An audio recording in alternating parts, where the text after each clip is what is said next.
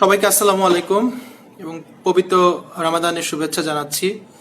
তো আমরা সবাই মোটামুটি কম বেশি সবাই হোম কোয়ারেন্টাইনে আছি, অথবা আমরা আহ, সবাই যার যার গৃহে অবস্থান করছি। তো এই সময়টা আসলে আমাদের এই মুহূর্তে আমরা খুব ইফেক্টিভভাবে আমাদের কিছু রিসোর্স, আমাদের নলেজ আমরা শেয়ার করতে পারি একজন ফিজিওথেরাপিস্ট আরেকজনের সাথে। এটা আমরা করছি, আমরা দেখছি। এবং এই সময়টা কিন্তু আহ, আপনাদের যদি সাউন্ডের প্রবলেম হয় আমাকে একটু জানাবেন। আহ, তো এই এনিওয়ে যেটা বলছিলাম, এই সময়টা আমরা আমাদের নলেজ গুলো শেয়ার করতে পারি। তো আমি আজকে একটু আমার খুবই অল্প আমার নলেজ থেকে আমি আপনাদের সাথে কিছু শেয়ার করার চেষ্টা করব। তো আজকে আমরা যেটা শেয়ার করছি, সাউন্ড ঠিক আছে কিনা একটু যদি কেউ বলেন, সাউন্ডের কোনো প্রবলেম হচ্ছে কিনা। তো এনিওয়ে আমাকে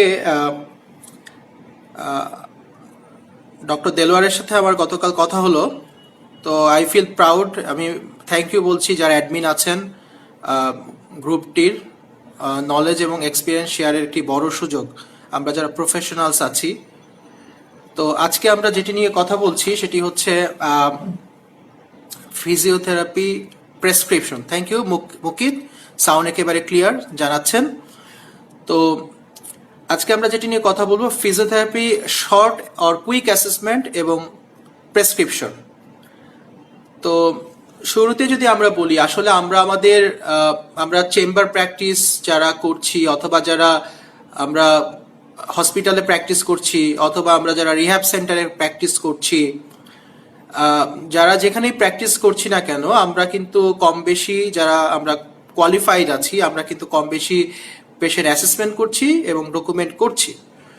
তো এটা বেশিরভাগ ক্ষেত্রে করছি, কিন্তু আনফর্চুনেটলি কিন্তু বেশ কিছু ক্ষেত্রে আবার আমরা করছিও না, কিন্তু যেটি কিনা আসলে একেবারেই অনুচিত। তো আজকে আমরা কিভাবে কোন প্রসেসে আমরা এগুলে আমরা খুব কুইকলি আমাদের প্র্যাকটিস প্লেসে আমাদের অ্যাসেসমেন্টটা করতে পারবো। এবং আপনারা জানেন যে একটি ভালো অ্যাসেসমেন্ট থেকে আমরা কিন্তু পেশেন্টের ডায়াগনোসিস এবং পেশেন্টের প্ল্যানিংটা ঠিক রাখতে পারি এবং আমরা নির্ধারণ করতে পারি, এবং এর অনেক অনেক ইম্পর্টেন্স আছে। আমি আমার লাইভের দ্বিতীয় পার্টে আমি এই প্রেসক্রিপশনের গুরুত্বটা একটু সংক্ষিপ্তভাবে বলবো।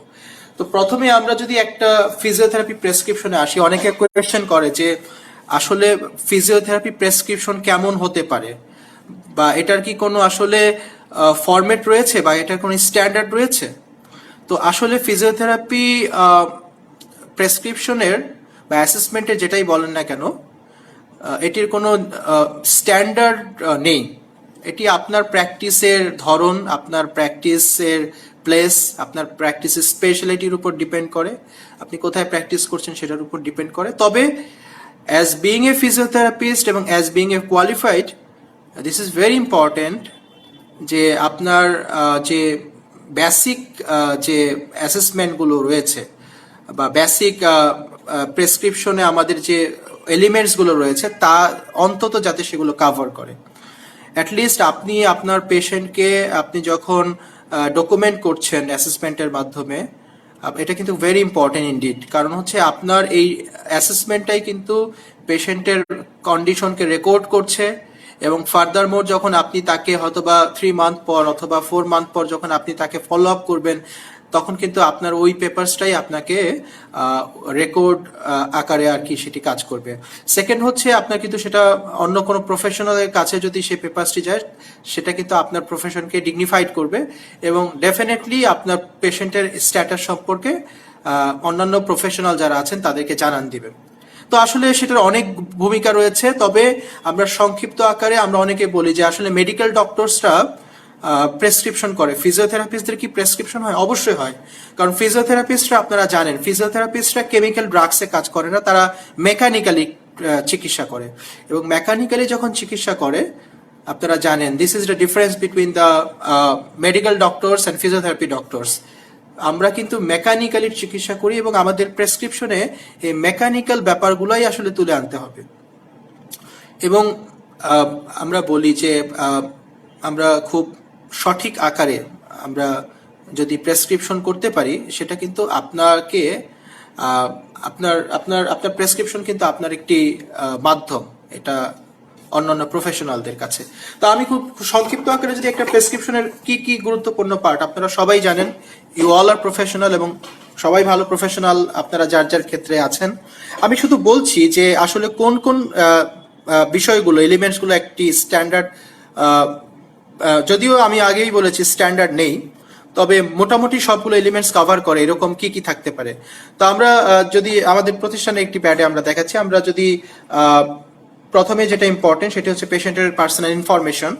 সেখানে খুব বেশি ইনফরমেশন গ্যাদার করার দরকার নেই। যেটি থাকতে পারে সেটি হচ্ছে রোগীর নাম, রোগীর বয়স, রোগীর লিঙ্গ, রোগীর আমরা যে ডেটে প্রেসক্রিপশন করছি অথবা অ্যাসেসমেন্ট করছি সেই ডেটটি, এবং আরেকটি গুরুত্বপূর্ণ, এটা আমি মনে করি, সেটি হচ্ছে রেফার্ড হয়েছে কার কাছ থেকে, কোথা থেকে এসছে। অনেক ক্ষেত্রে কিন্তু আমাদের ফিজিওথেরাপি পেশেন্টরা বেশিরভাগ জানেন পেশেন্ট টু পেশেন্ট রেফার হয়, সেক্ষেত্রে আমরা সেটা লিখব। অনেক ক্ষেত্রে কিন্তু আমাদের অনেক ফিজিওথেরাপিস্টরা আমাদের কাছে রেফার করেন, অন্যান্য মেডিকেল ডক্টরসরা রেফার করেন, অনলাইন থেকে আমাদের কাছে আসে, যেটা থেকে আসুক না কেন, ফর দ্য রেকর্ড পারপাস আপনি এখানে সেই লিখবেন। আর এছাড়াও কিন্তু আমাদের একটি প্রেসক্রিপশনে রোগীর সাবজেক্টিভ যে কমপ্লেইন অর্থাৎ chief complain, pass medical history, আমাদের ক্লিনিক্যাল ফাইন্ডিংসগুলো, আমাদের ইনভেস্টিগেশন যদি থাকে, আমাদের প্রফেশনাল ডায়াগনোসিস, আমি প্রত্যেকটা পার্টে আসব, এবং আমাদের সবশেষে ফিজিওথেরাপি বা ফিজিওথেরাপি ইন্টারভেনশনের জন্য, এবং সবশেষে কিন্তু ফিজিওথেরাপিস্টের স্বাক্ষর এবং সিল যদি থাকে। তো আমি প্রত্যেকটাই আচ্ছা, মুকিত বলছেন যে উল্টো দেখাচ্ছে, আমি জানি না আসলে এখান থেকে কিভাবে এটা করা যাচ্ছে, আমি বলতে পারছি না। এনিওয়ে, তো একটু একটু আমার মনে হয় একটু আমরা একটু সাউন্ড কনসেন্ট্রেশন দিই, আমি দেখাচ্ছি। প্রথমে যদি আমরা রোগীর যে সাবজেক্টিভ ইনফরমেশন যদি বলি, প্রথমে রোগীর নামটি গুরুত্বপূর্ণ। তো আমরা নাম লিখবার সময় অনেকে আমরা নামের সাথে পদবি লিখে ফেলি। আমরা ডক্টর হলে ডক্টর লিখি, মিস্টার লিখি, মিসেস লিখি, পিএইচডিও লিখে ফেলি, অন্যান্য অনেক কিছুই লিখি। বাট আসলে এটি আমি আমি আমার মতে হচ্ছে এটি লিখাবার কোনো দরকার নেই। শুধু রোগীর মিরর সিটিং এর কথা বলছেন, আমি শিওর না এটা কি মিরর সিটিং। মিরর সিটিং আমি বলতে পারছি না।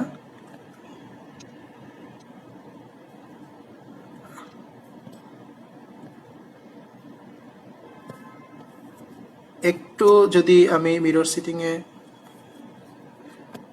আমি আসলে টেকনোলজিতে খুবই দুর্বল।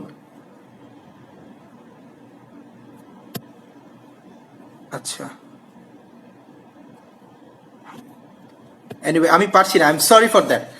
একটু আমি বলছি যে আমরা আসলে চেষ্টা করব আমরা যাতে নামের সাথে কোনো ধরনের পদবি ব্যবহার না করি, এটা বেটার, এটা হচ্ছে বেটার।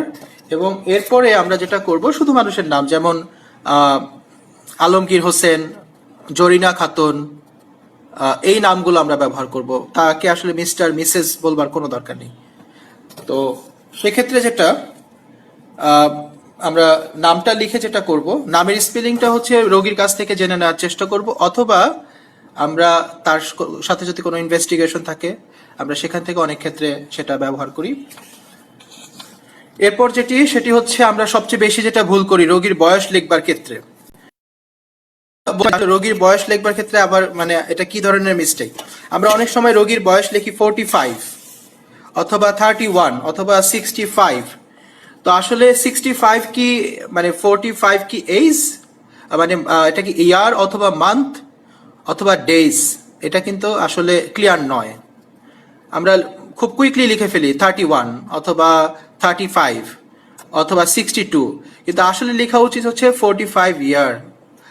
টোটাল ইয়ার না লিখলে অন্তত ওয়াই দিয়ে ইয়ারটা লিখে ফেলাটা মানে ভালো। কারো যদি মান্থ হয় 11 মান্থ, অনেক পেডিয়াট্রিক কেসেস আমরা ডিল করি, সেক্ষেত্রে কিন্তু 11 মান্থ লেখা যায়, এম লেখা যায়। অনেকে আমরা 2.5 ইয়ার লিখি, 2 বছর 5 মাসকে আমরা 2.5 ইয়ার লিখি, কিন্তু আসলে কিন্তু 2.5 ইয়ার মানে 2 বছর 6 মাস। আহ, তো আপনারা মানে সবচেয়ে বেটার হচ্ছে আপনি 2 ইয়ার 5 মান্থ লিখেন। আর কারো যদি স্পেসিফিক এজ জানা থাকে, যেমন অনেক রোগী বলে আমার বয়স হচ্ছে 38 বছর 5 মাস, সেটা লিখেন আপনি 38Y5M, but not like that, not 45, not 35, not 75। এটা কিন্তু আসলে ইন্ডিকেট কিছুই করে না, এটা একটা নিউমেরিক্যাল জাস্ট নাম্বার, বাট আপনার এটা কিন্তু আপনাকে বুঝিয়ে দিচ্ছে যে 45 ইয়ার। এনিওয়ে, আমার মনে হয় এটি বোঝা গেছে। এরপর আমরা যেটা ব্যবহার করি, আমরা আরেকটা ভুল করি, সেটা হচ্ছে আমরা কনফিউজড হয়ে যাই, আমরা কি আসলে রোগীর সেক্স অথবা রোগীর জেন্ডার লিখবো। অনেকে মনে করেন যে সেক্সকেই জেন্ডার বলা হয়, জেন্ডারকে সেক্স বলা হয়। নো, এটার ডিফারেন্সটা আমি একটু বলি। সেক্স হচ্ছে অ্যানাটমিক্যালি ডিফাইন্ড, আর জেন্ডার হচ্ছে সোশ্যালি ডিফাইন্ড। জেন্ডার হচ্ছে সোশ্যালি ডিফাইন্ড, সেক্স হচ্ছে অ্যানাটমিক্যালি ডিফাইন্ড। আমরা ফিজিওলজিক্যালি অ্যানাটমিক্যালি যে ক্যারেক্টারিস্টিক গুলো আমরা by born male or female or transgender, আমরা এটাকে আমরা কিন্তু সেক্স বলি।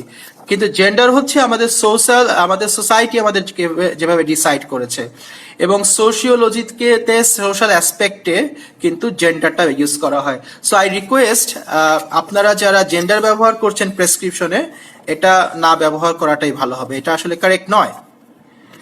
আর অনেকেই দেখছেন, সবাইকে অনেক অনেক ধন্যবাদ। সবার নাম বলতে পারছি না, অনেক সিনিয়র প্রফেশনাল, অনেক প্রফেশনাল দেখছেন, সবাইকে আমি শুভেচ্ছা জানাচ্ছি।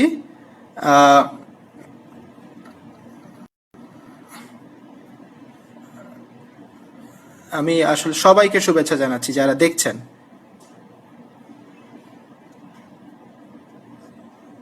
আচ্ছা, তো সবাইকে অনেক অনেক ধন্যবাদ। তো জেন্ডার আমরা ব্যবহার করব না, আমরা সেক্স ব্যবহার করব। তো আমার মনে হয় এটা বোঝাতে পেরেছি। আচ্ছা, জেন্ডারের দু একটা উদাহরণ দেই। যেমন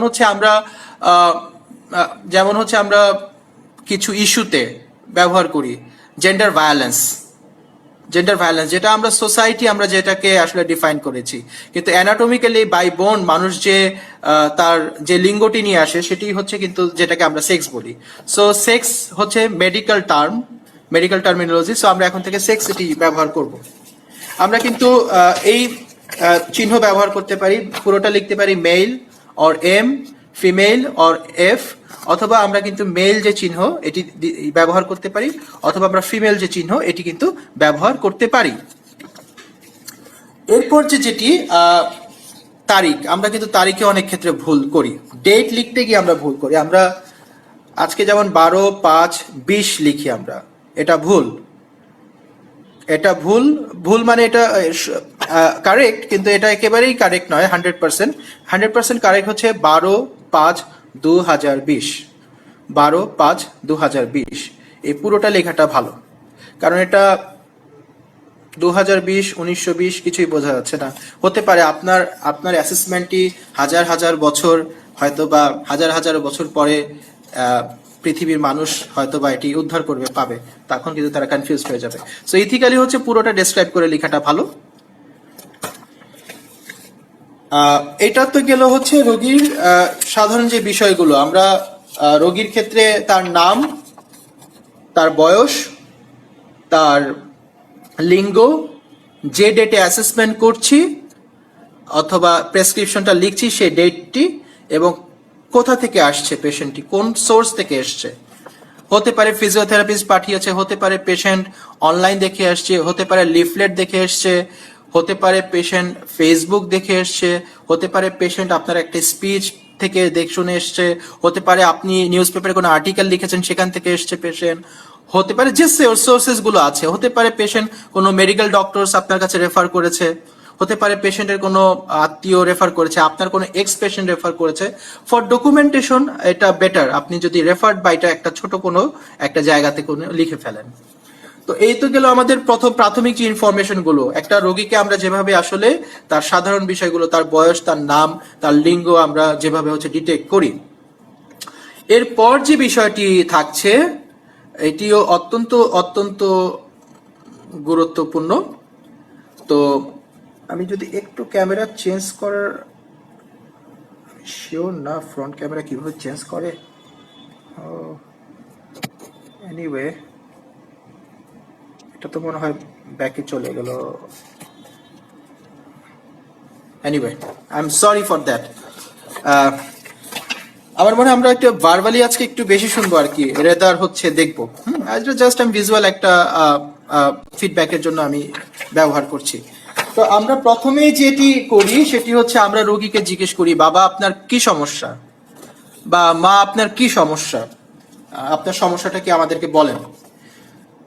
তো রোগী কিন্তু আমাদেরকে অনেক ক্ষেত্রে বলে আমার 5 নাম্বার জেলি বের হয়ে গেছে, বা আমার হাড় ক্ষয় হয়ে গেছে, আমার হাড় গঠন হয়েছে। রোগী কিন্তু এই ধরনের মেডিকেল ইনফরমেশন গুলো দেয়া শুরু করে। তো আমরা রোগীদেরকে খুব জেন্টলি পোলাইটলি বলবো যে আমাদের এই ইনফরমেশনের চাইতে ইম্পর্টেন্ট হচ্ছে রোগী কি কি সাবজেক্টিভ বা প্রবলেম গুলো ফেস করে, সিমটম গুলো কি কি ফেস করে। ব্যথা হতে পারে, রেঞ্জ অফ মোশন প্রবলেম হতে পারে, রোগীর কিন্তু ডিফর্মিটি থাকতে পারে, রোগী কিন্তু ফাংশনাল প্রবলেম থাকতে পারে। আমাদের কাছে রোগীরা সবচেয়ে বেশি যে কমপ্লেনটি করে সেটি কিন্তু ফাংশনাল প্রবলেম। পেশেন্ট এসে বলে যে আসলে আমি কাজ করতে পারি না, আমি আমি গাড়ি চালাতে পারি না, আমি বাসার কাজ করতে পারি না বাবা, আমি জামা পরতে পারি না, ড্রেস পরতে কষ্ট হয়। ক্যামেরা মিরর অফ করে দিন। I don't know camera mirror কোনটা।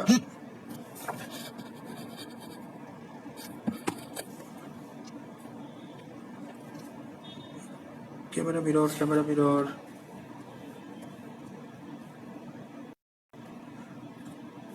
Invite group. একটু হোল্ড করবেন কি সবাই? আচ্ছা এটা তো হচ্ছে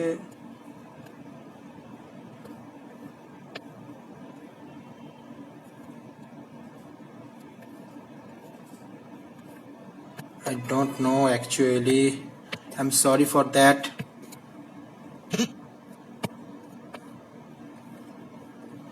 সরি ফর দ্যাট। তো দেখুন আমাদের কিন্তু চিফ কমপ্লেইনে আমরা কিন্তু রোগীদের কাছে যে ব্যাপারগুলো জানি, আমি আবারও বলছি, আমরা রোগীদের সাবজেক্টিভ কমপ্লেইনগুলো নেব। রোগীকে আমরা বলবো বাবা আপনার মানে সমস্যাটা কোথায়। ব্যথা হতে পারে, তার পিনস অ্যান্ড নিডলস হতে পারে, তার নামনেস হতে পারে, তার টিংলিং হতে পারে, প্যারাস্থেশিয়া হতে পারে। পেশেন্টটা তো এগুলো বলবে না, আসলে আমরা এগুলো নোট ডাউনও করবো না। আমরা আসলে পেশেন্টের যে কথা আমরা সাবজেক্টিভ ভাবে সেটাই লিখবো। পেশেন্টের সাবজেক্টিভ পার্টে বা কমপ্লেইন পার্টে আসলে রোগী যেটা কমপ্লেইন করছে আমরা সেই কমপ্লেইনটাই আসলে লিখবো। তবে সেক্ষেত্রে কিছু বিষয়টা আমরা রোগীদের কাছ থেকে জেনে নেওয়ার চেষ্টা করব। যেমন হচ্ছে টাইম অথবা ডিউরেশন। রোগীর টাইম ডিউরেশন মানে তার কতদিন যাবৎ সে সমস্যাটাতে ভুগছে, অথবা কতদিন যাবৎ তার সমস্যাটা বেশি হচ্ছে। সেটিং এ পাবেন স্যার, সেটিংটা কোথায় সেটাই আমি ভাবছি।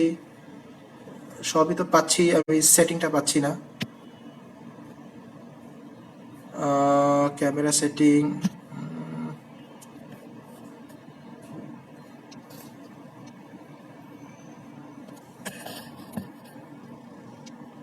I think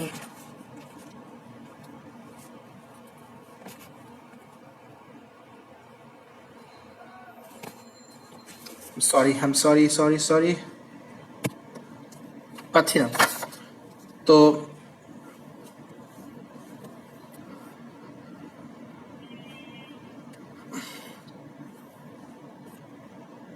এনিওয়ে আমি আসলে সরি, আমি নেক্সট লাইভ থেকে আসলে এটা খুব আমি আসলে শিখে নিব কারো কাছ থেকে।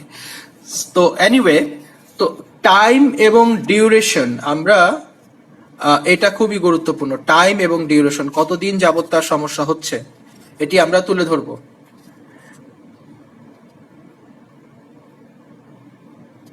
আচ্ছা, আমাদের আমাদের গুলজার ভাই একটি কথা লিখেছেন, এরিয়া অ্যান্ড মোবাইল নাম্বার রাখা যায় কি না। ভেরি গুড কোয়েশ্চেন, কিন্তু এটি ভেরি গুড কোয়েশ্চেন, আমরা অবশ্যই সেটি লিখব, আমরা অবশ্যই সেটি লিখব, কিন্তু আমরা সেটি আমাদের রিসিপশনে যে ইনফরমেশনগুলো, রোগীর নাম, রোগীর বয়স, রোগীর ডায়াগনোসিস, তার মোবাইল নাম্বার এবং তার এলাকা। এটা কিন্তু রিসেপশনিস্ট লিখবেন। কারণ হচ্ছে আসলে আমার এই কপিটি আমার জন্য নয়, আমার এই কপিটি আসলে রোগীকে দেওয়ার জন্য।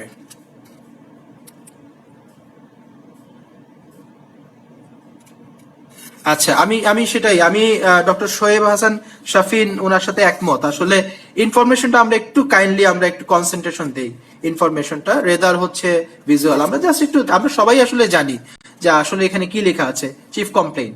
তো আমরা জাস্ট একটু কনসেন্ট্রেশন দিই আসলে কিভাবে আমরা, আপনারা সবাই ভালো প্রেসক্রিপশন লিখেন আমি জানি, জাস্ট হচ্ছে একটু শেয়ার করা আর কি। তো আমি বলবো যে রোগীর গুলজার ভাই যেটা বলছেন যে ইনফরমেশনটা আসলে এখানে লিখবার দরকার নেই, এটা পেশেন্টের পার্ট। তো আমরা আমরা যখন আমাদের ডকুমেন্ট আমাদের রিসিপশনে যিনি থাকবেন অথবা এটার জন্য রেকর্ড রাখবার জন্য এই পার্টটা, এটা হচ্ছে শুধুমাত্র রোগীর জন্য। এবং রিসিপশন থেকেও কিন্তু আমার এই প্রেসক্রিপশনটাই কিন্তু রিসিপশনে যাবে, এবং এই প্রেসক্রিপশন দেখে কিন্তু রোগীর নাম, বয়স, তার লিঙ্গ এবং তার কিন্তু কোথা থেকে রেফার্ড, এবং রোগীকে জিজ্ঞেস করবে যে আসলে আপনি কোথা থেকে এসেছেন, আপনার ফোন নাম্বার কি সেটি। তো আমার মনে হয় আমি বোঝাতে পেরেছি। তো আমি চিফ কমপ্লেইনে ছিলাম। চিফ কমপ্লেইনে প্রথমে আমরা রোগীর সমস্যা তার মুখ থেকে শুনবো, এটা উনার যে সমস্যার ডিউরেশনটা বা টাইমটা কতদিন সেটা জানবো, লোকেশনটা কোথায়, সমস্যাটা কোথায় হয়, সমস্যাটা কোথায় হতে পারে, ব্যথা হতে পারে, প্যারেস্থেশিয়া হতে পারে, নার্ভনেস হতে পারে, স্টিফনেস, আমরা সেটি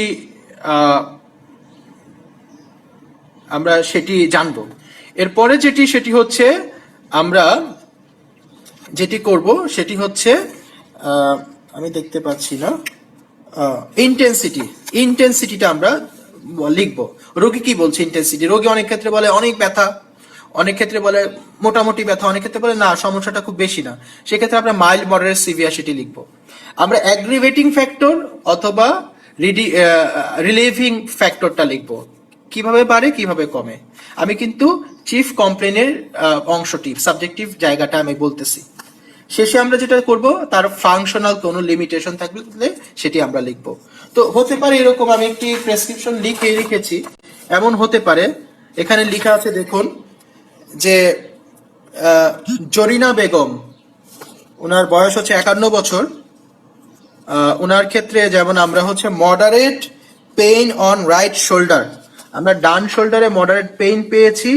অ্যাগ্রিভেট হয় কখন, অ্যাগ্রিভেট হয় যখন হচ্ছে আমাদের ফর 4 months, আচ্ছা sorry, moderate pain on the right shoulder for 4 months, aggravate during overhead activities এবং can't sleep on right side. রোগী কিন্তু ইনফরমেশন গুলো দিয়েছে, অর্থাৎ একজন রোগী এসে বলেছে তার হচ্ছে মাঝারি রকম ব্যথা শোল্ডারে 4 মাস যাবত।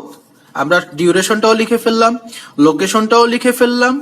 আমরা কিভাবে বাড়ছে, রোগী বলেছে বাবা হাতে চুল বাঁধতে পারি না, পেছনে নিতে কষ্ট হয়, আমরা সেটা লিখবো, অর্থাৎ অ্যাগ্রিভেটিং ফ্যাক্টর।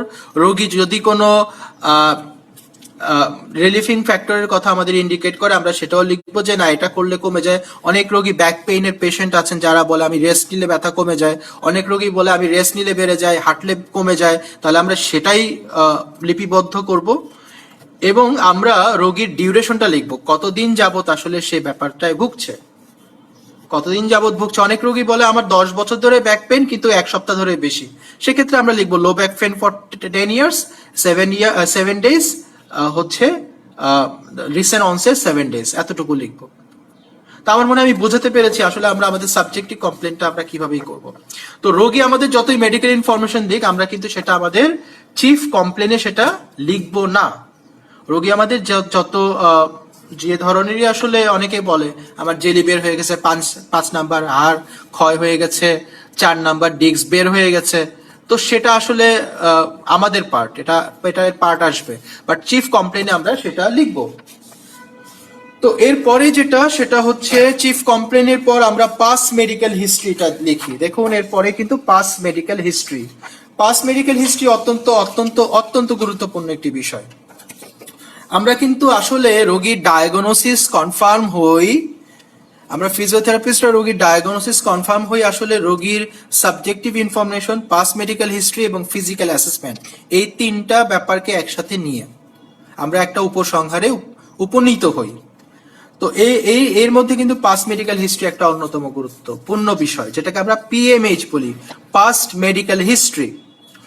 তো আমরা কিন্তু past medical history not necessary আপনি সবগুলো সমস্যা, রিলেভেন্ট সমস্যা, আপনি সবগুলো সমস্যা লিখে দিবেন। বিষয়টা হচ্ছে রেলিভেন্ট হতে হবে। ধরুন কারো ডায়াবেটিস আছে, তো সেক্ষেত্রে তার ডায়াবেটিস হিস্ট্রিটা আমরা নিব। সেক্ষেত্রে তার হাঁটু সার্জারি হয়েছে কিনা সেটা না দরকার নেই আমাদের। সেটা পেশেন্ট বলতে পারে যে আমার এই একটা বিগ সার্জারি হয়েছে, নট ইম্পর্টেন্ট। ফ্রোজেন শোল্ডারের ক্ষেত্রে হাঁটু সার্জারি ইম্পর্টেন্ট নয়। ব্যাক পেইনের ক্ষেত্রে ডায়াবেটিস ইম্পর্টেন্ট নয়। ব্যাক পেইনের ক্ষেত্রে হাইপারটেনশন ইম্পর্টেন্ট নয়। নেক পেইনের ক্ষেত্রে হাইপারটেনশন ইম্পর্টেন্ট হতে পারে। নেক পেইনের ক্ষেত্রে হাইপারটেনশন ইম্পর্টেন্ট হতে পারে। আপনি যা দেখছেন সবাই উল্টো দেখছে। আচ্ছা, আমি আমি বুঝতে পারছি যে উল্টো দেখছে, কিন্তু I am more focusing on the মানে ভার্বাল বিষয়টা, নট ভিজুয়াল। আমার মনে হয় ভিজুয়াল বিষয়গুলো খুব ছোট। আমার আমার মনে হয় খুবই, মানে আপনারা জাস্ট শুনেন, আমি কিন্তু বলছি বেশি, আমি কিন্তু দেখাচ্ছি কম। হ্যাঁ, মানে ধরেন আমি এটা রেখে দিচ্ছি, আপনি দেখেন।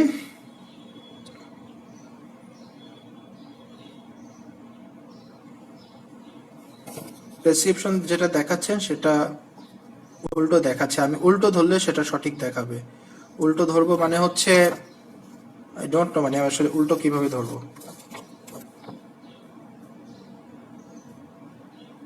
ডানটা বাম পাশে, বামটা ডান পাশে, লাইক দ্যাট, নো? আচ্ছা, এনিওয়ে, তো যেটা বলছি, পাস্ট মেডিকেল হিস্ট্রিতে আপনারা একটু শুনেন, আমার মনে কনসেন্ট্রেশন করেন প্লিজ। পাস্ট মেডিকেল হিস্ট্রিতে ডায়াবেটিস, একজনের ধরুন একজনের হচ্ছে নি, কি বলে এটাকে, এজ হচ্ছে 21, তার হচ্ছে নি সার্জারি হয়েছে। সে, তার ডায়াবেটিস থাকলে ডেফিনেটলি সে বলবে। হতে পারে 21-এ ডায়াবেটিস নেই তা নয়, হতে পারে, আজকাল অল্প বয়সীদের হচ্ছে। সো আমরা আসলে রেলিভেন্ট গুলো দেখবো। হ্যাঁ, তো আমরা রিলেভেন্ট গুলো দেখবো। যেমন আরো কি দেখবো, আমাদের যে অন্যান্য মেটাবলিক ডিসঅর্ডার গুলো আছে, যেমন ডায়াবেটিস আছে, আমাদের হাইপার থাইরয়েডিজম আছে, এই বিষয়গুলো আমরা মেটাবলিক ডিসঅর্ডার, আমাদের ইউরিক অ্যাসিড বেশি আছে কিনা, এটা ভেরি ইম্পর্টেন্ট ইনডিড, আমরা সেটা দেখব। আমরা ট্রমা আছে কিনা, বা কোনো ধরনের হিস্ট্রি অফ ট্রমা আছে কিনা। কোনো একজন পেশেন্ট তার নেক পেইন নিয়ে আসছে, কিন্তু তার 5 বছর আগে তার অ্যাঙ্কেল ফ্র্যাকচার ছিল, নট ইম্পর্টেন্ট, নট ইম্পর্টেন্ট। কিন্তু একজন ব্যাক পেন নিয়ে আসছে, তার 10 বছর আগে, 15 বছর আগে রোড ট্রাফিক অ্যাক্সিডেন্ট ছিল, ইম্পর্টেন্ট। তো আমরা কিন্তু আমরা ফিজিওথেরাপিস্টরা জানি যে আমরা কোন ইনফরমেশনের সাথে কোন ইনফরমেশনকে আমরা আসলে ইন্টারপ্রিটেশন করতে পারবো এবং কোরিলেট করতে পারবো। তো আপনারা সেটা জানেন। তো নো নিড, আমরা আসলে অনেক ক্ষেত্রে অ্যাঙ্কেল পেইন নিয়ে আসছে, আমরা হাইপার টেনশনের হিস্ট্রি নিচ্ছি। অ্যাঙ্কেল স্পেন নিয়ে আসছে, আমরা হাইপার টেনশনের হিস্ট্রি নিচ্ছি। ওয়াস্ট অফ টাইম, দরকার নেই। আপনার অ্যাঙ্কেল নি পেইন নিয়ে এসছে, হয়তোবা টেন্ডিনাইটিস হয়েছে, হয়তোবা সুপ্রা প্যাটেলার বা ইনফা প্যাটেলার টেন্ডিনাইটিস হয়েছে, আমরা সিওপিডির হিস্ট্রি নিচ্ছি। নো নিড, দরকার নেই। ফ্রোজেন শোল্ডার যদি হয়, আপনি তার চেস্ট সার্জারি হয়েছে কিনা সেটা আপনি নিতে পারেন, তার কোনো মেজর সার্জারি হয়েছে কিনা নিতে পারেন। আমাদের বুঝতে হবে যে আসলে উইচ উইল বি রিলিভেন্ট, কোনটা গুরুত্বপূর্ণ। সো আপনি কিন্তু এই বিষয়গুলো, আরো অন্যান্য বিষয়গুলো আছে, আমি কয়েকটা শুধু বলেছি। ডায়াবেটিস যদি থাকে প্লাস লিখতে পারেন, মাইনাস লিখতে পারেন। হাইপারটেনশন, হাইপারথাইরয়েডিজম, ট্রমার কোনো হিস্ট্রি আছে কিনা, সিওপিডি আছে কিনা, মেজর কোনো সার্জারিস আছে কিনা, এই বিষয়গুলো আসলে আমরা we have to consider the thing. এটা আপ টু দ্য এজ, মানে it will be dependent to the age of the patient, to condition of the patient, রোগীর বয়সের সাথে এবং তার সমস্যার সাথে সম্পর্কিত। তার সমস্যার সাথে, আমাদের প্রচুর পরিমাণে রোগী আমাদের ব্যাক পেইন নিয়ে আসে, তাদের ক্ষেত্রে কিন্তু আমাদের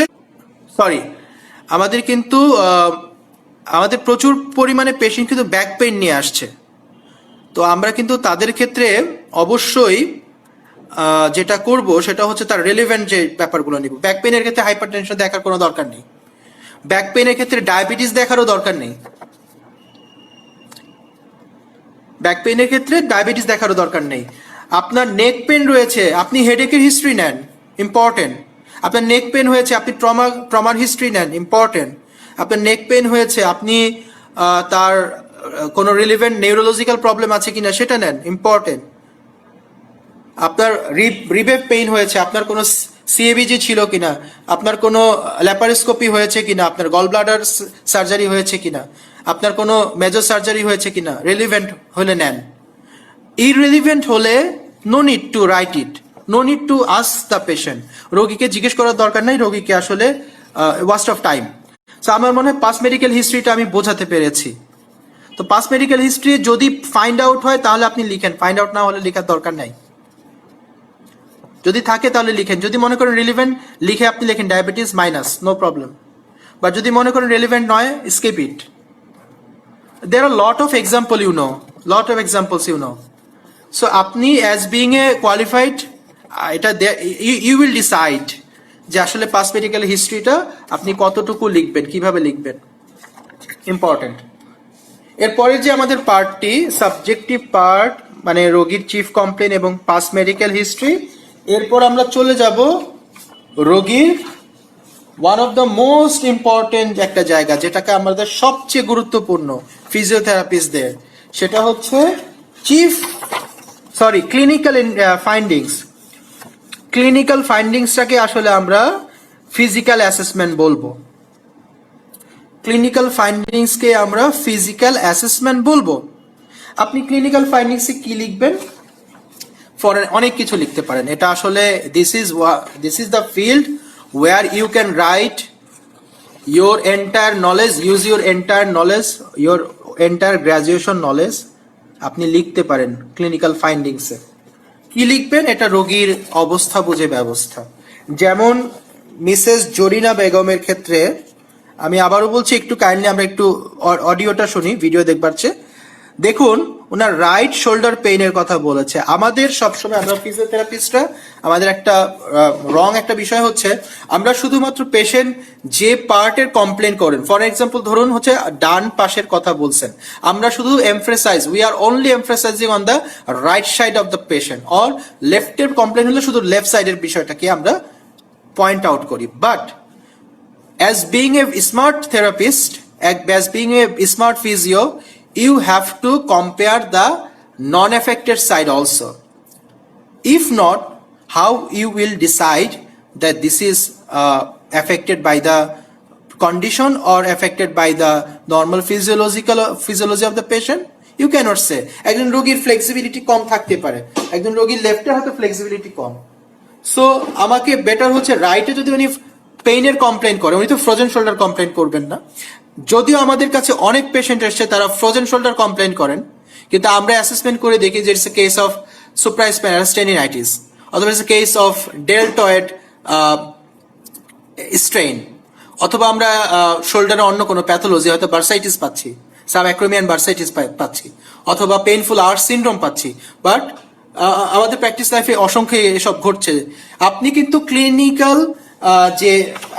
ক্লিনিক্যাল যে ফাইন্ডিং, এটার সময় কিন্তু আপনার কাছে কনফার্ম হয়ে যাবে যে আসলে এটা প্রবলেমটা কি। আপনি আপনার ফিজিক্যাল এখানে এমফাসাইজ করবেন, আপনি দেখবেন, আপনি শুনবেন, আপনি তার হাত দিয়ে সেটা ফিল করবেন, আপনি ভিজুয়ালি দেখবেন, আপনি শুনবেন তার কোনো প্রবলেম ক্রিপিটাস আছে কিনা বা অন্য কোনো পেইন। আপনি আপনার যে কোনো ওয়ে ইউজ করবেন আপনার, কিন্তু আপনার this is your part, totally your part, যেটা কিনা একজন ফিজিওথেরাপিস্টের যে পার্টটা অত্যন্ত শক্তিশালী। আমি মনে করি মেডিকেল ডক্টর যারা আছেন তাদের থেকেও অনেক বেশি আমাদের এই পার্টটা গুরুত্বপূর্ণ।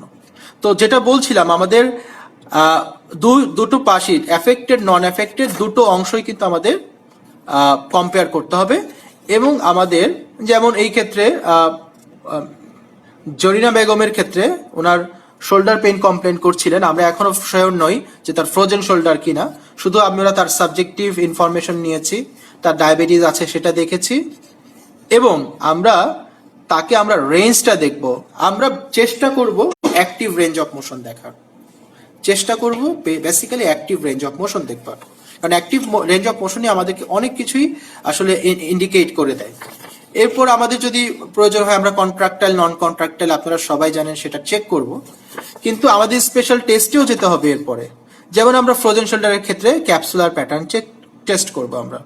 আপনারা জানেন আমাদের প্রতিটা আমাদের জয়েন্টস এর জন্য আলাদা আলাদা টেস্ট আছে, আমাদের মাসেলের জন্য আলাদা মাসেল টেস্টিং আছে, আমাদের স্পেশাল টেস্ট আছে। তো আপনি use your knowledge, use use experience, আপনি সেটা করে আপনার তার ফিজিক্যাল অ্যাসেসমেন্টটা আপনি করুন। আপনি তার নিউরোলজিক্যাল কোনো ডিফিসিট আছে কিনা আপনার নিউরোলজিক্যাল কেসগুলোতে, ইভেন পেন রিলেটেড কেসগুলোতে আমরা সেটা কিন্তু দেখি না, আমরা কিন্তু শুধু ফ্লেকশন এক্সটেনশনটা দেখি। ব্যাক পেনের, লো ব্যাক পেনের ক্ষেত্রে বা নেক পেনের ক্ষেত্রে আমরা কিন্তু ফ্লেকশন এক্সটেনশন দেখছি, হয়তোবা আমরা এন্ড রেঞ্জ পেন দেখছি, অথবা আমরা পেন ডিউরিং মুভমেন্ট দেখছি, অথবা আমরা রেঞ্জটা দেখছি, অথবা আমরা পেইনের ইন্টেন্সিটি দেখছি, কিন্তু আমরা কিন্তু এই ক্ষেত্রগুলোতে আমাদের নিউরোলজিক্যাল সাইনগুলো দেখছি না।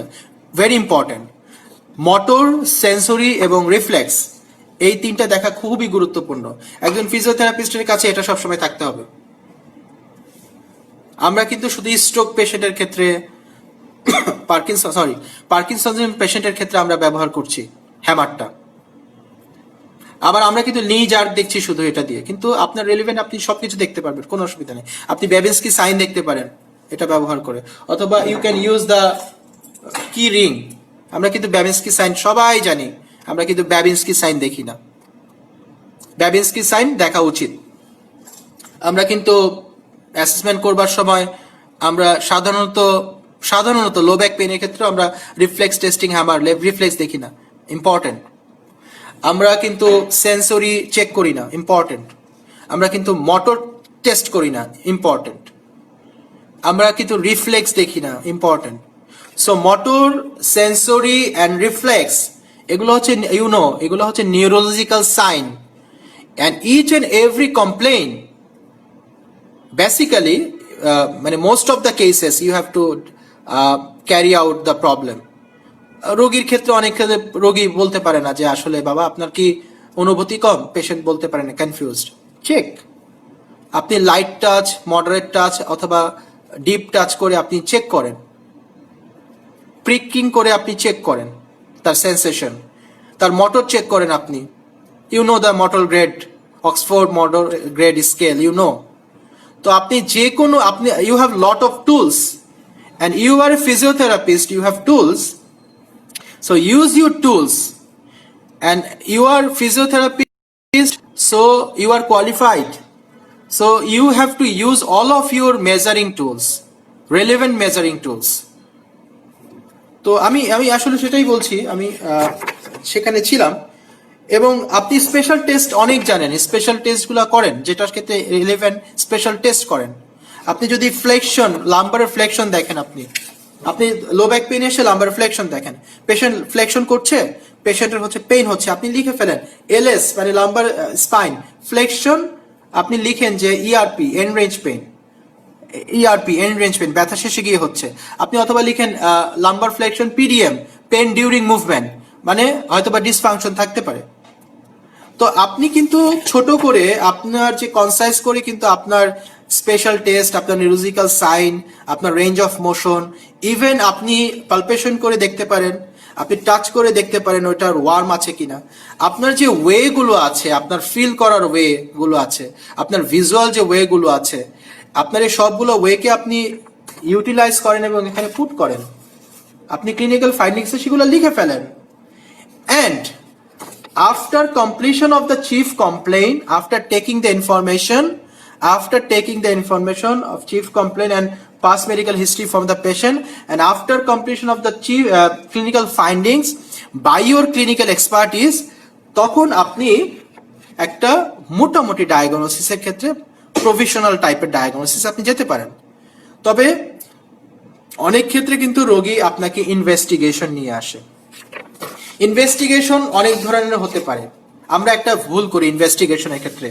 আমরা কিন্তু এমআরআই তে যা থাকে আমরা কিন্তু টুকে দেই। আমরা এমআরআই দেখি, আমরা এমআরআই থেকে লিখে ফেলি যে এটা এটা আসলে হচ্ছে। আমরা এমআরআইটা টোটালি কপি করি, কপি পেস্ট। অথবা আমরা কি করি, আমরা ব্লাড যদি কোনো আমরা ল্যাবরেটরি ইনভেস্টিগেশন থাকে সেটা আমরা টুকে দিই, দরকার নেই। You are physiotherapist, so you know better, so don't write the all the things you find in the. অনেকে আমরা এমআরআই কে দেখি, এমআরআই একজন ফিজিওথেরাপিস্টকে আমরা ইনবক্স করি যে একটু দেখেন তো স্যার, অথবা একটু দেখেন তো ভাই এই এমআরআইটা কি, এটা what will be the treatment. So never treat the MRI, always treat the patient.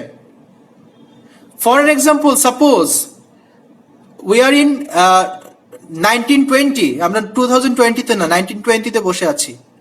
There are no investigation, but there are patients, there are problems, there are therapists. So you are the expert, so don't be investigation dependent. Yes, investigation will give you some sort of help, but investigation is actually nothing.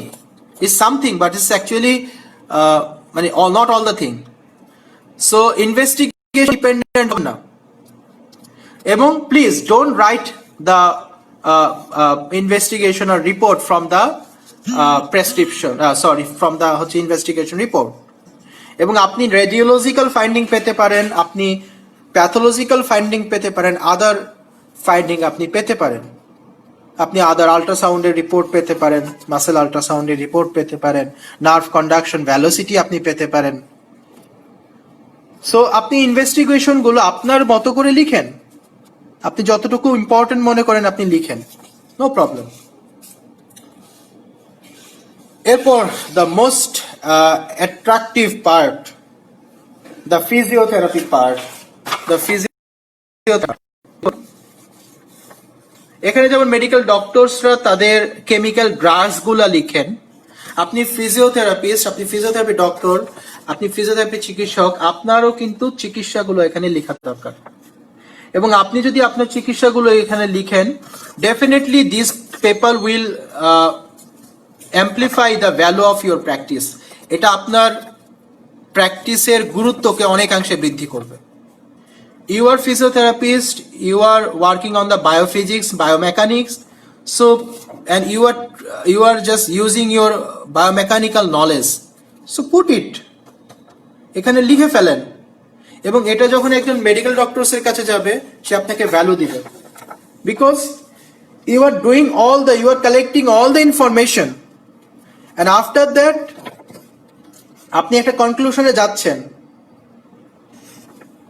তারপর কিন্তু আপনি আপনার prescribed exercise গুলো, আপনার therapeutic exercise গুলো, manual therapy গুলো লিখছেন। আমি সেখানে আসছি, আসলে আমরা কি লিখবো। আমরা ফিজিওথেরাপিতে একটা কথা বলছি, আমি খুবই আসলে অনেক ফিজিওথেরাপিস্টের সাথে আমার এটা একটা দ্বিমত হয়ে যায়। অনেকে বলেন আমরা ঔষধ ব্যবহার করব। Yes, you can use the drug, but you are not the chemical drug expert. You are the mechanical therapist, or you are the expert of biomechanics. So use your biomechanical knowledge. So better to avoid the আপনি যদি ভালো হয়, আপনি যদি আপনার chemical drugs গুলো, অনেক ক্ষেত্রে আমি দেখি আমাদের প্রেসক্রিপশন গুলো আনফরচুনেটলি ফিজিক্যাল মেডিসিনদের মতো হয়ে যায়, ফিজিয়াট্রিস্টদের মতো হয়ে যায়। আমরা 2-1 এক্সারসাইজ লিখে 3টা ঔষধ লিখে দিই, আমরা মাসেল রিল্যাক্সেন্ট দেই, আমরা পেইন কিলার দেই, আমরা ক্যালসিয়াম দেই। দরকার নেই। আপনি you are qualified, use your knowledge, you have lot of treatment techniques, you have lot of treatment options, you have lot of interventions. আপনার হাতে অনেকগুলো ইন্টারভেনশন আছে, আপনার হাতে অনেক ইনফরমেশন আছে। সো আপনি সেগুলো ব্যবহার করেন, সেগুলো লেখেন। এগুলো লিখলে আপনার প্র্যাকটিস ইমপ্রুভ হবে, ডেফিনেটলি আপনার প্র্যাকটিস ইমপ্রুভ হবে। এবং আপনি যদি আজকে থেকে শুরু করেন, 10 ইয়ার্স প্র্যাকটিস করেন, আজকে কয়েক হাজার ফিজিওথেরাপিস্ট যদি 10 ইয়ার্স প্র্যাকটিস করে, ডেফিনেটলি এটাই আপনার প্রফেশনকে এগিয়ে নিয়ে যাবে।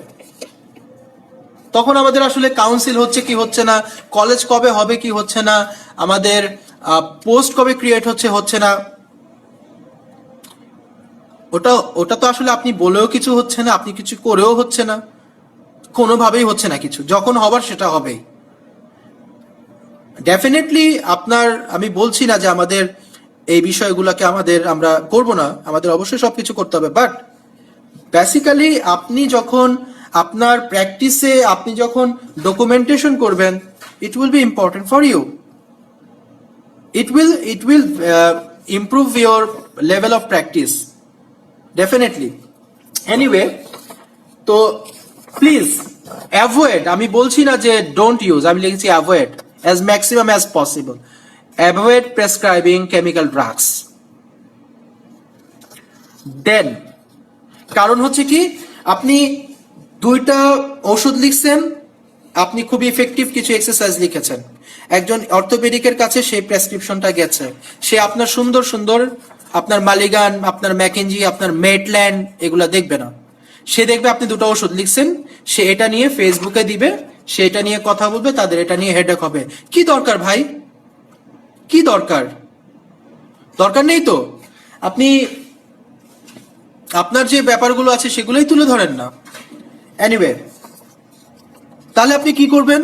আপনি লিস্ট করেন, list manual therapy or procedure, use manual therapy or therapeutic procedure. 2 number, use therapeutic exercise আপনার ফিজিওথেরাপি পার্টে, এবং ইউজ এক্সারসাইজেস যেটা আপনি প্রেসক্রাইব করবেন রোগীকে, এবং গিভ সাম অ্যাডভাইসেস।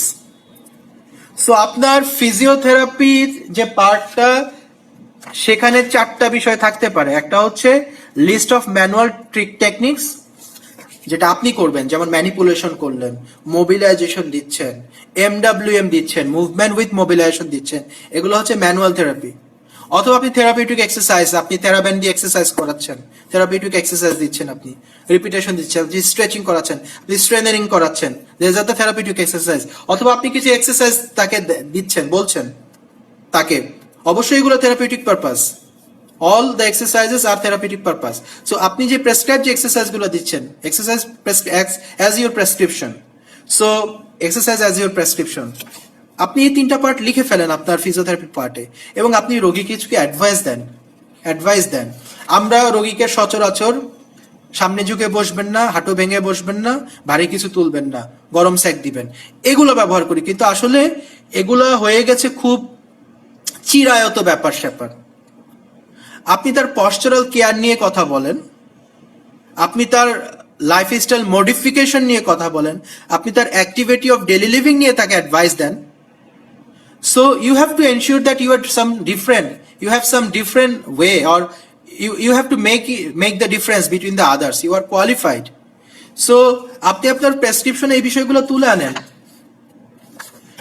যেমন আমি এই ভদ্র মহিলার ক্ষেত্রে, ফ্রোজেন শোল্ডারের, তার ক্ষেত্রে কি লিখেছি, শোল্ডার গার্ডেল মোবিলাইজেশন, মালিগান এমডব্লিউএম, তারপর অ্যাবডাক্টর পুলি এক্সারসাইজ। অনেকে আমরা এই পুলিটা দিই, আপনারা জানেন দিস ইজ নট গুড, কিছুই হয় না, এটা কিছু হয়। সো আপনি তাকে থেরাপিউটিক এক্সারসাইজও লিখে দেন, তাকে অ্যাক্টিভ ওরিয়েন্টেড কিছু এক্সারসাইজ দেন তার ফ্রোজেন শোল্ডারের ক্ষেত্রে, তাকে আপনি প্রোগ্রেসিভ শোল্ডার রিহ্যাবিলিটেশন করবার তাকে ব্যাপার বলেন। শোল্ডার ওয়াস্টিং থাকে, আপনি যখন পেশেন্টের রেঞ্জ বেড়ে গেছে, তার মাসেল নিয়ে কাজ করেন, তার জয়েন্ট নিয়ে কাজ করেন আপনি, তারপর আপনি তাকে অ্যাডভাইস দেন, এবং do the exercises, follow the exercises as prescribed. আপনি যেভাবে এক্সারসাইজেস গুলো আপনি দিয়েছেন, থেরাপিউটিক এক্সারসাইজ গুলো, সেটা করতে বলেন। সো আমি আপনাদেরকে বলবো যে এই বিষয়গুলো একটু এনশিওর করেন। আচ্ছা, এই তো গেল হচ্ছে আমাদের আসলে প্রেসক্রিপশনে আমরা কিভাবে কি লিখব। এখন আমরা একটু ইম্পর্টেন্স বলে আমরা আজকের লাইভটা শেষ করব। What will be the importance, গুরুত্ব কি প্রেসক্রিপশন আমরা কেন করব, এটার গুরুত্বটা কি? অনেক গুরুত্ব আসলে। 1 নম্বর বিষয় হচ্ছে এটা আপনার একটা রেকর্ড, রোগীর একটা রেকর্ড থেকে যায়, আমি আমার প্র্যাকটিসে যেটা চেষ্টা করি সেটা হচ্ছে, পেশেন্টকে তো আমি আমার এটা দিয়ে দিচ্ছি, আমি চেষ্টা করি একটা ছবি তুলে রাখার, যাতে এটা আমারও একটা রেকর্ড থাকে। বা একটা স্ক্যান করা যায়। আপনি আপনার রিসেপশনে একটা স্ক্যানার অনেকেরই আছে, স্ক্যান করে রাখেন। আপনার অ্যাসিস্ট্যান্টকে বলেন, আপনার রিসেপশনিস্টকে বলেন প্রেসক্রিপশন একটা ছবি তুলে রাখতে, আপনার কাছে থাক। ওকে, সো বেটার হচ্ছে একটা রোগীকে দেয়া এবং আপনার কাছে একটি থাকা। ইম্পর্টেন্ট হচ্ছে আপনার রেকর্ডটা। সেকেন্ডলি ইম্পর্টেন্ট হচ্ছে রোগীর প্রোগ্রেশন বোঝা, নতুবা বুঝতে পারবেন না। রোগী 2 উইকস আগে এসছে, তার রেঞ্জ কত ছিল আপনিও ভুলে যাবেন, আর রোগী তো বলতেই পারবে না। যখন এটা থাকবে তখন আপনি একটা রিঅ্যাসেসমেন্ট করবার সময় আপনি তখন ক্রস চেক করতে পারবেন, ক্রস চেক করে দেখতে পারবেন যে আসলে তার প্রোগ্রেস হয়েছে কিনা। সো প্রোগ্রেশন পারপাজে ইউজফুল। আপনি visual analog scale, VAS scale use করুন আপনি পেইনের ক্ষেত্রে, মেজারের ক্ষেত্রে। আপনি functional independent measurement scale, FIM scale use করেন। Lot of scale there, you know. আপনি টোনের জন্য মডিফাইড অ্যাসওয়াথ স্কেল আছে, অ্যাসওয়াথ স্কেল আছে, you have lot of scale. So use the scale. So প্রোগ্রেশনের জন্য important.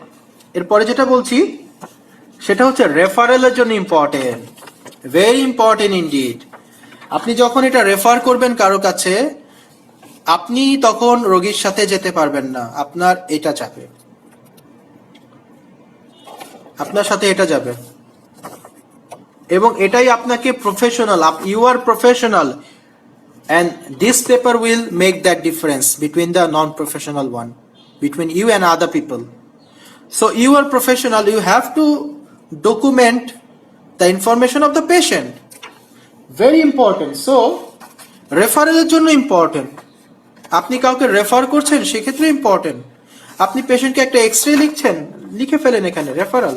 Your prescription pad is very important. Yes, Guljar bhai একটা question করছেন, many we prescribe electrotherapy or model AC. Definitely we have to prescribe the electrotherapy or model AC. আমি এটা এখানে লিখেছি যে hot fermentation, আমি তো বলতে ভুলে গেছি। কোল্ড কম্প্রেস দিতে পারেন আপনি, হট ফার্মেন্টেশন দিতে পারেন, আপনি আইএফটি দিতে পারেন পেশেন্টকে, আপনি টেন্স দিতে পারেন, আপনি যেটাই দেন না কেন আপনি এটা লিখেন। Your applied treatment and your advised treatment লিখেন, no problem. Your applied treatment, your advised exercises, therapeutic exercises. এরপর রেফারেলের পরে যেটা ইম্পর্টেন্ট, এরপরে যেটা ডকুমেন্টেশন। আমাদের বাংলাদেশে আসলে রিসার্চ তো নেই, একেবারেই নেই আমাদের সেক্টরে।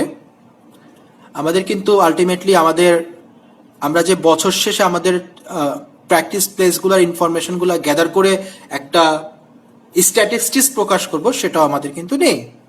কিন্তু আপনার কাছে যদি এই ডকুমেন্টগুলো থাকে, আপনি কিন্তু বছর শেষে বলতে পারবেন যে আপনার কাছে কতজন, কোন বয়সীরা এসছে বেশি। আপনি বলতে পারবেন আপনার কাছে মেল পেশেন্ট বেশি নাকি ফিমেল পেশেন্ট বেশি। আপনি তো এমনি বলতে পারেন আমার কাছে হ্যাঁ ফিমেল পেশেন্ট বেশি আসে, বলতে পারেন না মেলরা বেশি আসে, বাট আসলে তো সেটার একটা ডকুমেন্ট থাকতে হবে।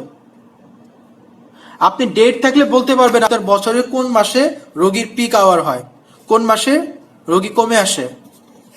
আপনি রেফার কোথা থেকে হচ্ছে, রোগী কোথা থেকে আসতেছে, আপনি বলতে পারবেন যে আপনার এত ভাগ রোগী অনলাইন দেখে আসতেছে, এত ভাগ রোগীরা পাঠাচ্ছে। বছর শেষে, মাস শেষে একটা ছোট করে টেনে নেন না, অসুবিধা কোথায়। আপনি বলতে পারবেন আপনার কোন ডায়াগনোসিসের রোগী বেশি আসছে।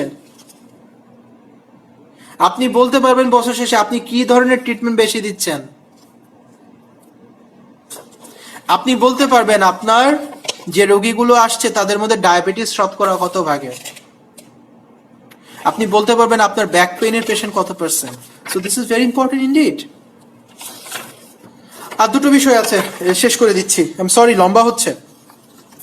ইথিক্যাল কিছু পারপাসের জন্য কিন্তু ইম্পর্টেন্ট ডকুমেন্ট করা।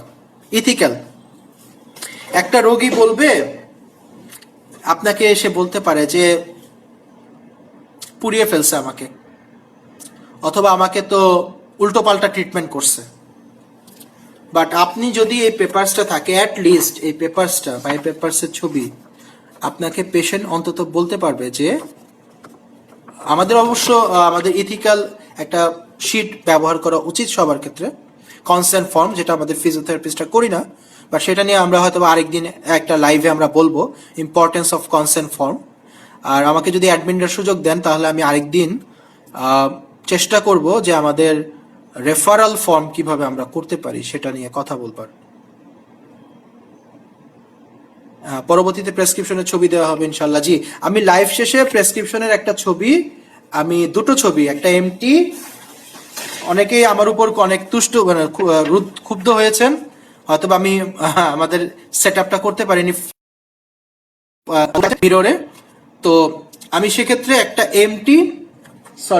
এমটি এবং একটা মোটামুটি একটা প্রেসক্রিপশন, আমি দুটোর ছবি আপলোড করে দিচ্ছি, একটু দেখে নেবেন ইনশাআল্লাহ।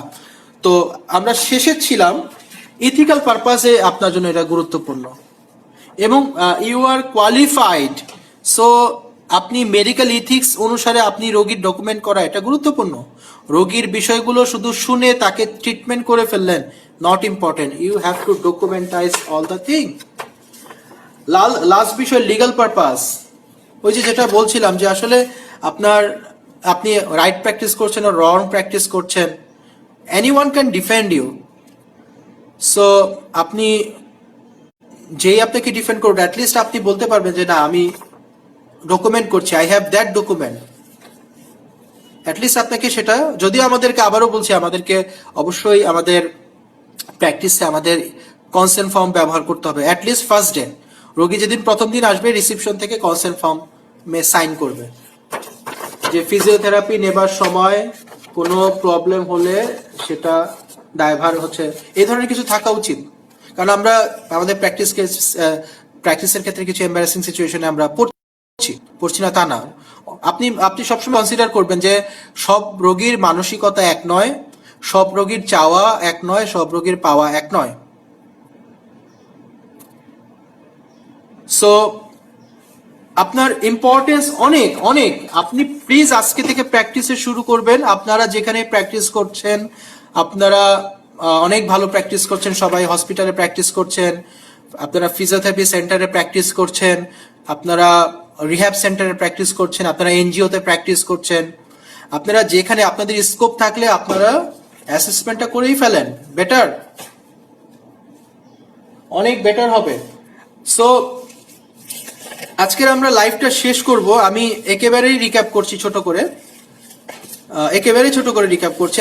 আমরা আসলে আজকে কথা বলছিলাম আমাদের ফিজিওথেরাপি অ্যাসেসমেন্ট, কুইক অ্যাসেসমেন্ট কিভাবে করব। কারণ আমরা জানি যে আসলে ফিজিওথেরাপি অ্যাসেসমেন্ট মানে এটা অনেক হতে পারে, একটা ম্যাকেনজি অ্যাসেসমেন্ট 3 days ধরে হতে পারে, মালিগানের অ্যাসেসমেন্ট, মালিগানের যদি অ্যাসেসমেন্ট অনেক কম, ট্রিটমেন্টটা বেশি, আপনি সিরিয়াক্সের অ্যাসেসমেন্ট, তো অ্যাসেসমেন্টটাই আসলে পুরোটা প্রায়।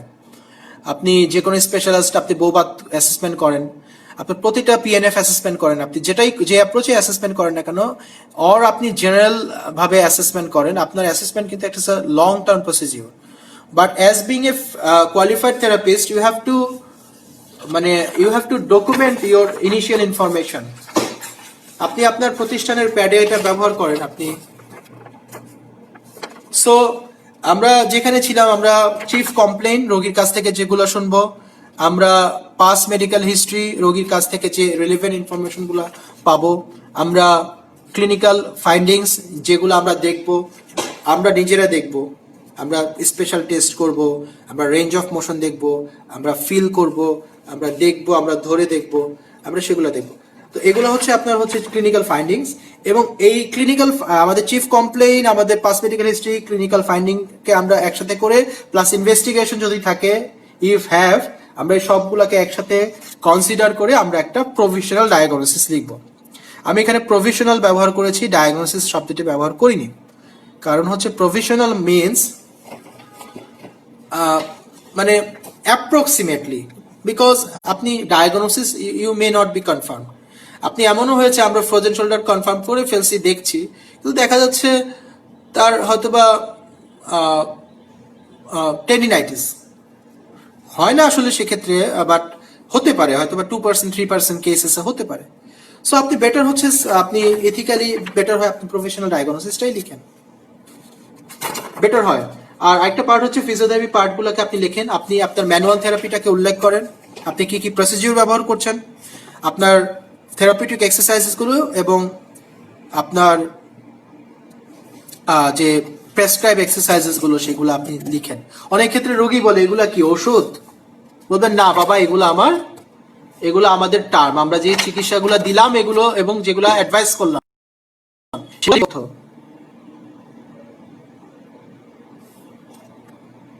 সো সারা লিখেছেন সম্ভাব্য, মারিয়া লিখেছেন নিশ্চিত নই, I am not actually sure কোন বিষয়ে। গুলজার ভাই থ্যাংক ইউ বলেছেন, আপনাকে অনেক অনেক ধন্যবাদ। তো আর শেষে অবশ্যই আপনার একটা সাইন এবং একটি, আমি দেইনি, সিল, সাইন এবং সিল, বেটার সাইন এবং সিলটা ব্যবহার করা। কারণ হচ্ছে ইউ আর প্রফেশনাল, এটা অলসো আপনাকে, এটা আপনার আসলে ডেজিগনেশন বা আপনাকে আসলে মানে আপনি এটা দ্যাট ইজ ইউ, এটাই এনশিওর করে। সো এটা আপনি পেশেন্টকে ইউ ক্যান গিভ ইট, আপনার প্রতিষ্ঠানের ফাইল থাকলে ফাইলে দিয়ে দিতে পারেন, আপনার কোনো ভিজিটিং কার্ড থাকলে সেটার সাথে স্ট্যাপলার করে দিয়ে দিতে পারেন, that's up to you. But এটার আসলে খুবই গুরুত্ব রয়েছে। তো আমি চেষ্টা করেছি, হয়তো অনেক ভুলভ্রান্তি হয়েছে, ক্ষমা সুন্দর দৃষ্টিতে দেখবেন। আশা করছি কমেন্ট বক্স উন্নতি ওপেন থাকলো, কমেন্ট বক্সে যে কেউ অ্যাডভাইস করতে পারেন, কোনো কিছু সংযোজন বিয়োজন করতে পারেন আমার সাথে, কারণ কোনো স্ট্যান্ডার্ড প্রেসক্রিপশনও নেই এবং আমরা কেউ স্ট্যান্ডার্ড নই। তো আশা করবো, আজকে একটি প্রবলেম ছিল, আবারও ক্ষমা চাচ্ছি আমি সেটার জন্য, সেটা হচ্ছে আমাদের ক্যামেরাটা ছিল, রিভার্স ছিল। সো আচ্ছা, আনি লিখেছেন প্রফেশনাল ডায়াগনোসিস সম্ভাব্য, হ্যাঁ সম্ভাব্য আসলে রোগ নিরূপণ যেটা হতে পারে, প্রফেশনালটা বেটার। আজকে লাইভে যারা ছিলেন সবাইকে অনেক অনেক ধন্যবাদ, এবং যারা দেখবেন অনেকেই ছিলেন, যারা সম্মানিত ফ্যাকাল্টি রয়েছেন বিভিন্ন ইনস্টিটিউটে তারা ছিলেন, আমাদের যারা ফিজিওথেরাপিস্ট তারাও ছিলেন, তারা ছিলেন, স্টুডেন্টেরও দেখতে পাচ্ছি তারা ছিলেন, সিনিয়র প্রফেশনাল অনেকে ছিলেন। সবাইকে অনেক অনেক অনেক ধন্যবাদ জানাচ্ছি, এবং আপনারা আশা করব যে আপনাদের প্র্যাকটিস প্লেসে অ্যাসেসমেন্টটা খুব গুরুত্ব সহকারে আপনারা লিখবেন। আপনাদের সবাইকে ইফতারের সময় হয়ে যাবে, একটু পরে আসরের টাইম হয়ে গেছে। তো আপনাদের সবাইকে অনেক অনেক শুভেচ্ছা জানাচ্ছি এবং ধন্যবাদ জানাচ্ছি আজকে লাইভটি দেখার জন্য। সবাই অনেক অনেক ভালো থাকবেন।